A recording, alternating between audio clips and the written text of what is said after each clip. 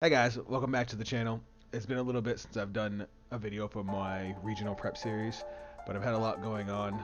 Actually, last week I went to a regional for a different card game, so I was kind of focused on that. That's why you guys got the videos that you got. But now we're back, and we actually have another regional coming up tomorrow, actually. So we are still taking our Dogmatika Cyber Dragon list, but we've made some changes to it. This video is going to be a little different. Normally I would just jump into what's changed, but I thought I'd try and help you guys out a little bit with some tips for you guys in preparation for going to a bigger event. Some things that I didn't do last time and I wish I had, because as you guys know, we got mopped last time, and this time I've done some other things that I think are going to help me out. So there will be timestamps down in the description in case you guys want to jump ahead just to the changes I've made to the deck. If you guys want to watch the whole video, I really appreciate it. But enough from me. Let's jump in. Alright guys, this section is where we are going to talk about some ways to help get you guys ready for regionals or higher tournaments. A couple things. First big one that I didn't do last time is research. Now, there are a million Yu-Gi tubers out there, so many people with different opinions. It's a good idea to take in as much information as you can about new stuff coming out, about the way people think it'll impact, and to just look into certain cards. While I was ready for Kashtira, Pearly, Labyrinth, I was expecting all of those decks. I did not do any research on Chimera, and Chimera branded was probably one of my toughest matchups, and I put up a fight against it, but I could have been so much more prepared. Whereas the region we're going to tomorrow, I've looked into Chimera, Pearly, Unchained, Tearlaments. I've tried to think of different ways to deal with each one, because I sat there and looked at what those decks are going to do and how my deck can keep up with them. So, first bullet point: do your research. It's a big part of Yu-Gi-Oh to really know what your opponent is going for, what they're aiming for, so you can try and stop them the best you can. Second off, obviously we know playtesting is important. You want to make sure that your deck runs the way you want it to. You want to make sure your techs work for what you need them to do. If you're playing online, my advice, at least leading up to your tournaments, stop using automated simulators. Take it, as much as curse as it is, as much as I hate it, go use Dueling Book. Stop using Master Duel. Stop using YG Omega, even though I love it. Stop using Project Ignis. Go use Dueling Book. Here's why. While Dueling Book is not automated, it's manual. It means you have to actually go through the motions of doing everything.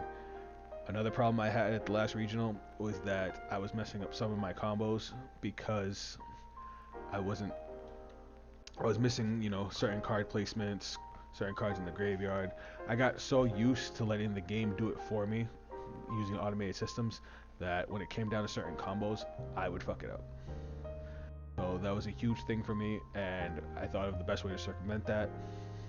And there's actually a version of that for Cardfight Vanguard, where it's like Dueling Book, but again it's Vanguard, and you have to manually do everything. I ended up using that in preparation for that regional, and I realized I should have did that with Yu-Gi-Oh as well. Last point I have, just to wrap this up quick, you guys watching this probably know how to, prep, but last point that I actually saw in another video that made a lot of sense, especially if you play like a control style deck or a deck with a really long combo. Practice your deck at a minimum at your locals, because sometimes you don't realize how much time you use up in certain matchups and in certain combos, and time is a huge factor at bigger events. Like 45 minutes is not a lot of time. It feels like a lot of time. I mean, it's not a lot of time. It sounds like a lot of time, but it's not. You'd be surprised, especially with any deck that grinds out. That you won't even realize how long that time goes. A video I watched was from a Pearly player, and he talked about how he didn't actually lose any matches outright, but he ended up with like 4 draws because he kept on going into time, because Pearly is a longer deck that grinds it out. So you have to practice how your deck operates even under time constraints. So my advice, go to locals. These are just a couple little tips that, again, I wish I had done in preparation for my last regional. So I'm hoping that these little tips help you guys out, and hopefully they'll help me out come tomorrow. Now let's go jump into showing you guys what I've changed with the deck. Alright, I know it's funny, I just said don't use YG Omega when you're getting ready for regionals, but I ended up going for it. Alright, so there's one change in here I'm not 100% sure if I want to keep, but we'll talk about it.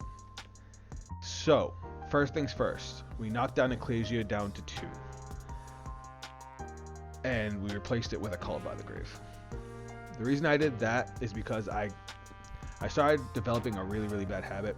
Truth is, this deck does not give a shit about Ecclesia, and I need to get that through my thick skull. What we care about is Maximus. The Dear Servant I need to be using just to get to Maximus, with Ecclesia being like having an additional copy of Nadir. This is the change that I'm not 100% sure if I'm going to keep. I might switch it back, but I'm kind of okay with it. But basically, I kept running into the stupid idea where I would use Nadir Servant to search out Ecclesia, to summon Ecclesia to get Maximus. The problem with that is if I don't have an extra deck monster on the board, I can't summon the Ecclesia, especially if I had already summoned something else. But Nadir Servant already sends an extra deck monster to the graveyard, so that straight up gives us Maximus ready to go. So if I've lost games where if I had just searched Maximus and summoned Maximus, I could have done all my shenanigans. But because I searched Ecclesia and couldn't summon it, I basically ended my own turn. And that's just a habit I need to get out of. Maximus is the heart and soul of this engine. Another change we made, we took out Regulus. Regulus had to go. Regulus is definitely a win more card. He only works if I already have machines in the graveyard, which means I had to have something that I already discarded. So it means I had to use like a Galaxy Soldier or a Naxter, or I had to summon Core to link it away. I basically had to already be going for Regulus to work. But Clockwork Knight, I had to put it to 3. This card is nuts.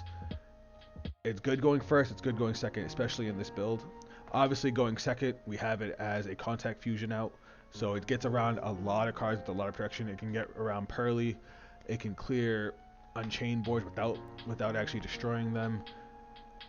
Even to elements, because it's a summoning condition, not an effect. So, like, the top 3 decks in the meta, this helps a lot against. Even going first with our Dogmatika cards, this card turns fucking Winda into a 2700 beater. Which means, and with our opponent losing 500, they need something that has a minimum 32 to get over Winda. Like, Winda Clockwork Knight makes it so they can't do something as stupid as, like, drop a Fenrir and swing, which is what used to fuck me. Obviously, we want to have Winda with a negate, otherwise they would just banish it, but you get what I'm saying. It makes it so much harder to get through the Winda lock by having this. Not to mention there's some decks that need certain kinds of monsters, so having Clockwork Knight turning them all into machines just is that little extra spice. Like Chimera, the Chimera needs a Fiend and a Beast. So if they're trying to fuse one monster in their hand with one monster on the board, because of Clockwork Knight, they can't even do that. We took out Book of Moon. Obviously, Arise Heart's gone. Book of Moon was nice, but believe it or not, Cyber Dragon does better clearing face-up monsters than it does clearing face-down. Between Infinity, which, you know, absorbs anti-position monster, and Altanin being able to send all face-up monsters to the graveyard, and Clockwork Knight for contact fusion, Book of Moon was good, but it was also counterproductive, because they would still have the monster and it would be face down, so I have to find a way to get rid of that now. Imperm went back in. Imperm is nuts. I should have never took it out. Like, being able to have that one extra hand trap, or that spell and trap negate if your opponent plays wrong, I mean, it's a skill check. It's such a versatile card and still my favorite trap card. But that's what we've changed in the main deck. It doesn't seem like much, but it adds up. Like, we want to see Clockwork Knight and the Deer Servant in our opening hand is just, that's what I want to see. And either duality or an infinity line. Like, that would be perfect. And then all these trap cards, like, these are all great going first. Overflow, not so much.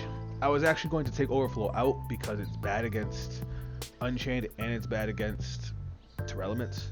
Though, while they do have all those effects, you know, when destroyed or when sent to the graveyard, they also play some cards that don't. And this is good against those, like, tech cards. Like, what's a good example?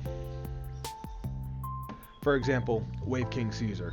That card could be a pain in the ass, but Cybernetic Overflow can just get rid of it.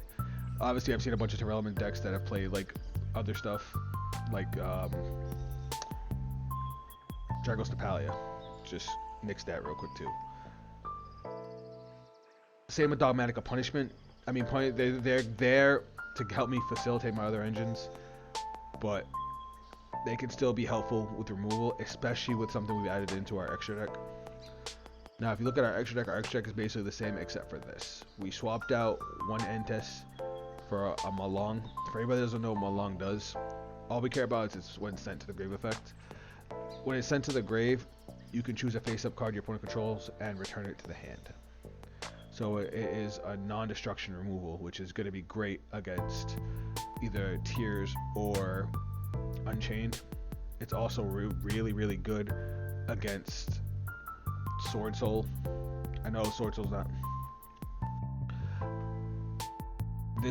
With this card, it allows us to turn the Deer Servant into they have to respond, or they just lose a monster for free. Same with Punishment. Granted, its range is a little bit lower as it only has 2200 attack with Punishment, and if we send it off into Deer, we can't grab Fleur de Lis if we're trying to get Fleur de Lis back from grave. But I think it's worth it to be able to get the bounce. I'm also thinking about actually adding another copy of each one of these into my side, in case, because Entis is very helpful against back row decks, as it's another form of being able to pop back row. Like Labyrinth, against Labyrinth, this Malong's basically dead, as it can't hit the back row because it has to hit face up cards, but Entis obviously can.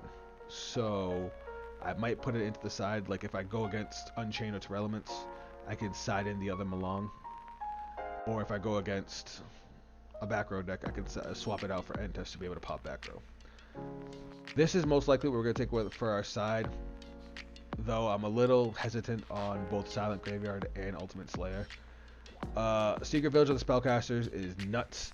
This, obviously, we side in going first. If we see any of our Dogmatika cards, we can shut off all spell cards. I don't even have to get full Dogmatika combo to make use out of this card. This plus an Infinity makes it so damn hard for my opponent to play. Obviously, and then against a deck that doesn't have a whole lot of spells like Unchained, I just wouldn't put it in. Silent Graveyard. This is kind of my anti-Tears, anti-Unchained side deck card. Some other cards too. I mean, it also works against some other decks too. But for anybody that doesn't know what this does, it's discard a card.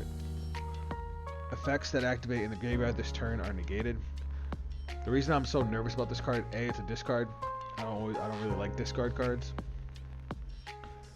But we also have a bunch of graveyard effects. So this I gotta be careful with. Though being able to shut off both of those decks entirely, like, it makes it so I can really, really push and gain a lot of advantage as long as I play properly. I can't depend on any of my extra deck monsters, any of the ones my sends to graveyard, because this obviously shuts them down, but doesn't stop me from going into Nova, doesn't stop me from going into Infinity, doesn't stop me from fusing, doesn't stop me from getting a bunch of beaters on the board to just punch my opponent's face in. Obviously Cosmic Cyclone for back row decks. Ultimate Slayer. So this was another big change I made. The thing about evenly matched that I kept running into that was causing me problems is that giving up my battle phase, if I can't get a proper board setup, then the evenly was pointless, especially since a lot of decks now can immediately reestablish either during my turn or as soon as they go into their next turn. It made evenly matched like On paper, it sounds fantastic, but I kept on getting absolutely, absolutely wrecked because of it. Ultimate Slayer was not played at all because obviously Kashtira was a thing, and you can't send any cards to graveyard. It was the same thing. The same thing with cards like Forbidden Droplet. I thought about putting Droplet in. The only reason I didn't is because this deck doesn't generate a shitload of card advantage. So having to discard cards or send cards off the field to the grave to use it, it kind of turned me off from using it. We're trying to maximize on every card we have. But Ultimate Slayer, for anybody that doesn't know what it does, your opponent can activate monster effects in response to this card. Already good. Send this card's activation, I'm sorry. Send one monster from your extra deck to the graveyard, then target one monster your opponent controls with the same card type, either Fusion, Synchro, XYZ, Pendulum, or Link, and shuffle that into the deck.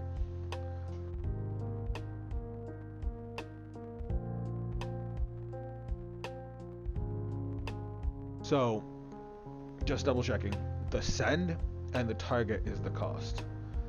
The reason that's good is because even if we target one of our opponent's monsters and they respond to it with a spell or trap, depending on what we send, we now get our additional effect. It's not like Nadir's Servant, where they basically have to let it go through for you to be able to send the card. By sending as cost, depending on what we run into, all of these cards can give us something. If we play against Dragon Link, and they summon any synchros, we can send Malong to spin their card back, and then Malong to bounce another card back. Against Tears, we can send back their fusion, and then pop something with Intus. Or if we don't really want to risk popping their cards, we can send Garou to draw a card, Abclone to search Schism, Titaniclad to get into our Dogmatika engine. The options are great. Now, against like Unchained, we probably wouldn't send that card in, but in case we had to, or we play against another deck that's link based like Salamangreat, we have our link monsters that we can send. We don't really care about these link monsters. These link monsters are literally just to set up Maximus, or to get a Cyber Dragon off the field, so that way we can use like Repair Plant. That's literally it. The worst one we don't want to use it for is obviously Exceeds, because our only Exceeds are Nova and Infinity, but they are still an option. If I have to decide between getting rid of Nova and Infinity as opposed to be able to break my opponent's board and win the game, I'm gonna do it. We have ways to get them back between banishing them and then fusing them back with Cyberload Fusion. We also have Duality, which sends a light and a dark back to deck, so we have ways to get our cards back. So it's going to be up to me to play properly. But just this one card, you can't stop it. Just get rid of it, get that card out of here. It sounds so clean. And then of course 3 Kaiju, because Kaijus are great, and being able to search Kaijus is nuts. And if we side in 3 of them, we have a chance of opening more than one, so we can Kaiju a monster and then summon a Kaiju. Now we got a 3300 beat stick. That's a lot. But this is the changes I've made so far, and I'm really liking the way it's flowing. So I think this is what we're gonna take. If you guys think I should try something else, a friend of mine didn't. I told him about Ultimate Slayer and he wasn't a fan. But I don't think he understood, like, we already play a bunch of going first, going second cards. And I was just running into a problem where I needed to strengthen my going second board, because I just wasn't breaking boards as effectively as I wanted to. Like, Eltanen's great, Clockwork's great, but the problem is it's so easy for your opponent to play against those cards, but telling them you can get rid of something without them being able to respond and potentially get rid of something else or get an additional effect based on what I send, it just sounds so good to me. Oh, the reason I put the Call by the Grave in is because I'm so sick of Tears, and sometimes hitting that one card with Call by the Grave can just really fuck them if you hit the right card. And while I do enjoy 3 Ecclesia, I was sometimes seeing her a little too much with nothing else I could have really done. And when you're sitting on 2 Ecclesias, you summon an Ecclesia and it gets ashed, like, that just pisses me off. But that's it. Let me know what you guys think down in the comments. Let me know how you guys think about the changes. I think the biggest one I'm really happy with is Malong, because being able to bounce cards instead of destroy them is like really, really good for this meta. And yeah, keep an eye out for the next video so you guys can hear how I do at regionals tomorrow. Thank you guys for tuning in. Thank you guys for all your support. If you guys want to check me out on social media, those links will be down below. That's it from me, and I'll catch you guys in the next video. Later.